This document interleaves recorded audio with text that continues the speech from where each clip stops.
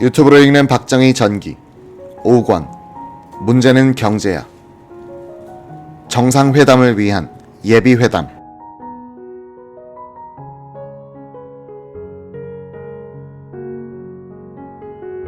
육군 첩보부대에 의해서 남북 비밀 접촉의 우리 측 대표로 선발된 강성국, 김석순 두 사람은 공산주의 사상과 전술 및 북한 체제에 대해 약 3개월가량 집중 교육을 받았다. 첩보부대에서는 만약 북한에서 당신들을 억류하거든 김일성 만세를 부르고 복종하라.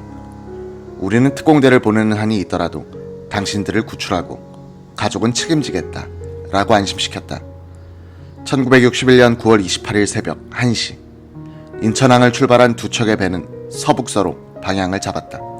모선에는 강성국, 김석순, 속기사, 카메라맨이 타고 있었다. 자선은 바다 낚시꾼들이 흔히 이용하는 작은 발동선인데 선체가 하얗게 칠해져 있었다. 북한 측이 식별을 위하여 그렇게 요구했던 것이다.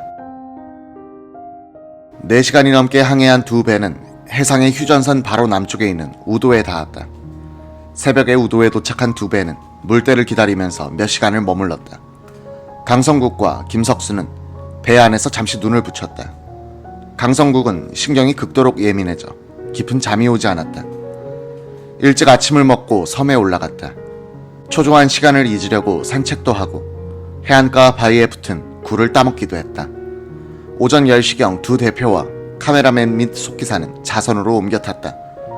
첩보부대에서 나온 장교는 어떤 일이 있더라도 오후 4시까지는 돌아와야 한다고 당부했다.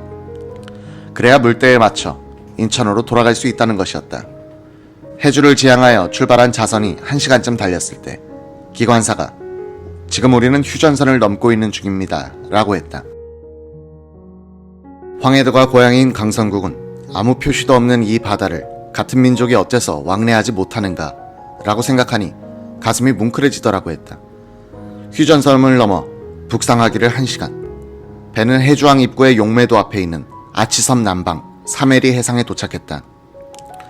이곳으로 북한 측 배가 마중 나오게 되어 있었다. 강성국은 배를 멈추게 하고 쌍환경으로 아치섬 쪽을 살폈다. 하얀 선체에 하얀 깃발을 단 작은 배가 다가오고 있었다. 강성국은 기관사에게 신호탄 3발을 쏘게 했다. 북측도 신호탄 3발을 올렸다. 약 10분 뒤 북측 배가 10m 앞까지 접근해 왔다. 군관, 사병들이 갑판에서 손을 흔들었다. 그들이 선도하는 대로 우리 측 자선은 다시 북상했다. 얼마 후 옆으로 길게 놓은 용매도가 나타났다. 용매도에 상륙한 강성국 일행은 의외의 환영에 깜짝 놀랐다. 항상 인사 없이 마주 앉는 판문점 회의장의 분위기와는 달랐다. 하얀 저고리에 검정 치마를 입은 여인들이 정부 대표에게 꽃다발을 안겨주는가 하면 어깨에 중자 계급장을 단 장교는 강성국을 와락 끌어안고 동무, 반갑소, 반갑소를 연발하면서 눈물을 글썽거리기조차도 했다. 강성국이 한마디 했다. 내가 배를 타고 인천을 떠나올 때는 어디 먼 낯선 나라를 찾아가는 느낌이 있었는데 막상 이렇게 여기에 와서 여러분을 만나보니 피부 색깔도 같고 말씨도 같아. 우리가 조상을 같이 하고 있는 형제라는 것을 뼈저리게 느꼈습니다. 우리의 만남이 때늦은 감이 있습니다만 이 만남을 계기로 하여 우리 문제는 우리가 풀어갈 수 있게끔 슬기를 다하도록 합시다. 북한 대표들은 언덕 위로 우리 대표단을 안내했다. 언덕으로 올라가는 길에는 하얀 조개 껍데기가 깔려 있었다. 일부러 단장한 느낌을 줬다. 언덕 위에는 400, 500평의 넓은 공터에 크고 작은 4동의 천막이 설치돼 있었다. 큰 천막은 회담장이고 작은 천막들은 공동 휴게소와 남북 대표들의 개별 휴게소라는 설명이었다. 양쪽 대표들은 공동 휴게소에서 차를 마시면서 날씨 이야기 등 가벼운 대화를 나눴다. 북한 대표는 40대 전반으로 보이는 깡마른 중키의 중자였다.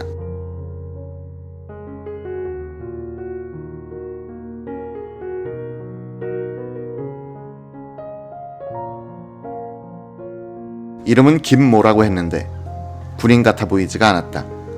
부대표는 이기춘이라고 했다. 키가 크고 혈색도 좋았으며 말도 세련됐다. 점심을 끝내고 양쪽은 회담장에서 마주 앉았다. 우리가 북한 측에 제시한 의제가 있었다. 서울과 평양에 비공식 대표부를 설치하여 요원을 상주시킨다. 문화교류, 경제교류, 인사교류, 즉 남북 간의 자유왕래.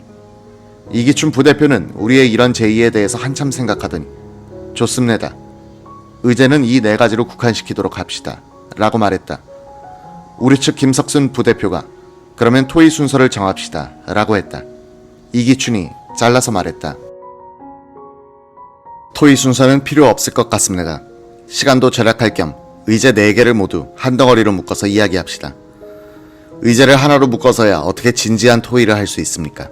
졸속이 될 것입니다. 개별적으로 토의해야 합니다. 충분히 토의하는 것도 좋지만 어느 세월에 우리들의 과업을 완수하겠습니까? 남북 인민들의 기대에 보답하기 위해서라도 하나로 묶어서 빨리 진행합시다. 이런 말씨름이 지루하게 진행되었다고 한다. 김석수는 공동 휴게소에 머물러 있던 대표 강성국을 찾아와서 의논했다. 강성국 대표는 김석순에게 의제의 분리는 절대로 안 됩니다. 오늘 의제에 합의가 안 되면 다음에 와서 다시 토의하도록 합시다. 라고 했다. 우리의 강경한 입장을 확인한 북측 이기춘 부대표는 어디론가 전화를 걸고 오더니 의제를 분리, 개별적으로 토의하는 데 동의한다고 했다. 의제에 합의한 직후 양쪽 수석 대표들끼리 만났다. 강성국은 준비해간 선물 보따리를 내어놓았다. 북측은 선물을 생각해두지 못했던 듯 당황해했다.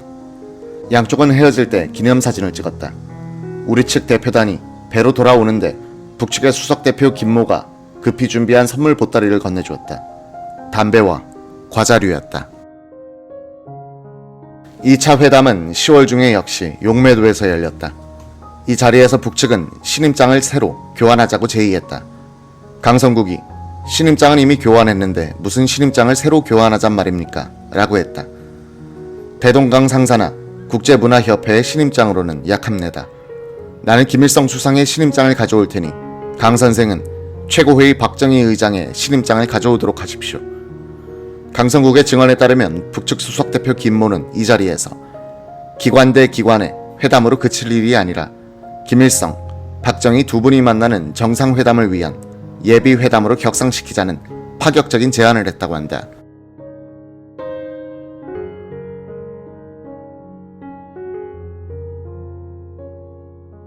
강성국은 기습적인 제안에 속으로는 당황했다. 그리고 나름대로 계산을 해봤다고 한다. 오는 11월에는 박정희 의장이 미국을 방문하여 케네디 대통령과 정상회담을 갖기로 되어 있다. 이런 시점에서 북한은 한미 간을 이간질할 생각을 하고 있을 것이다. 그렇지 않아도 사상적인 의심을 받고 있는 박정희 의장이 미국 몰래 북한과 정치적인 접촉을 하고 있다는 것이 폭로되면 미국은 혁명 정부를 의심할 것이고 모처럼 마련된 한미 간의 관계 정상화 기회도 물거품이 되고 말 것이다. 절대로 정상회담을 위한 예비회담으로의 격상에 동의해서도 박정희 의장 명의의 신임장을 약속해서도 안 된다. 생각을 정리한 강성국은 이렇게 말문을 열었다. 당신네들은 어쩌자고 이렇게 성급합니까? 심리길도 첫걸음부터라고 했습니다. 우리가 만나서 4가지 의제를 해결한 다음에야 정상회담이 가능할 것입니다. 우선 쉬운 문제부터 풀어나갑시다. 우리들의 회담을 정상회담으로 끌어올리게 되면 시간도 단축되고 남북인민의 여망에도 부응하는 길이 될 텐데 반대하는 까닭을 모르겠습니다. 정상회담이 소득이 없게 되면 어떻게 합니까? 다시 또 옛날로 돌아가자는 얘기입니까? 이런 말씨름 끝에 양쪽은 지금대로 회담을 계속하기로 했다. 북한이 박정희 의장의 신임장을 가져오라고 한 이유는 남한 대표단의 성격에 대하여 의문을 가지고 있었기 때문으로 보인다. 당시 첩보부대에서 이 공작을 지휘했던 한 인사는 이 남북비밀 접촉 기간 중 북한은 간첩을 내려보내 이 회담에 임하는 한국 측의 의도를 알아내려 했다고 증언했다. 이 간첩은 위장자수한 뒤 남북 간의 비밀 접촉이 이루어지고 있다는 정보를 흘려 우리 측의 반응을 떠보려 했다고 한다. 우리 정보기관에서는 이 간첩을 잘 대우한 뒤 북한으로 돌려보내 주었다는 것이다. 이 접촉 기간에 북한은 또 황태성을 밀사로 내려보내 김종필, 박정희와 직접 접촉하려고 시도한다. 미국이 박정희의 사상과 정책에 대해서 궁금해하고 있었듯이 김일성도 한때의 좌익 박정희에 대해 기대와 의문을 품고서 여러 갈래의 타진을 하고 있었다는 얘기다. 김종필 전 총리는 최근 그 남북 접촉은 첩보부대에서 독자적으로 정보 수집 차원에서 한 것이지 아무런 정치적 목적이 없었다 라고 잘라 말했다. 우리 첩보부대의 공작에 말려든 북한은 미심쩍어 하면서도 회담은 계속했다. 제3차 회담은 강화도 건너편에 있는 불당포에서 있었다. 강화도에서 직선거리로 4km 남짓한 포구였다. 이날도 북한 측은 남한 측 두 대표의 신분 확인에 대한 집착을 버리지 않고 있었다. 북측 수석대표 김모는 나는 사실은 김일성 대학 교수요. 그런데 당신의 진짜 신분은 뭐요? 라고 강성국에게 일침을 놨다. 강성국이 반격했다. 기관 대 기관끼리의 대화에 왜 교수가 나옵니까? 그런 식으로 회담을 진행하니 이 회담이 질질 시간만 끌고 있는 게 아닙니까? 강 선생, 이제 내 진짜 신분을 밝혔으니 강 선생도 진짜 신분을 밝히시오. 도대체 내 진짜 신분을 알아서 어쩌겠다는 겁니까? 남반부에 있는 우리 동지로 하여금 강 선생 댁을 한번 방문케 하려고 그럽니다.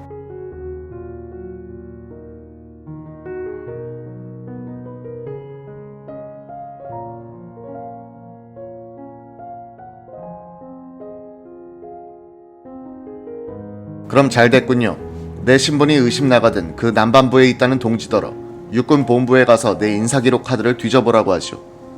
이런 말씨름 가운데 부대표 이기춘이 남한 측 부대표 김석순에게 아주 묘한 말을 했다고 한다. 김대위, 통일을 이루는 데는 지금이 절호의 기회입니다. 박정희 의장도 만군 출신이 아닙니까? 우리 인민군 가운데도 만군 출신이 많습니다. 그래서 우리 연락부에서 특사를 내려보내려는데 어떻게 생각하십니까? 그야 환영할 만한 일이죠. 그런데 우리 연락부라고 하셨는데 노동당 연락부 말씀이십니까? 그렇습니다.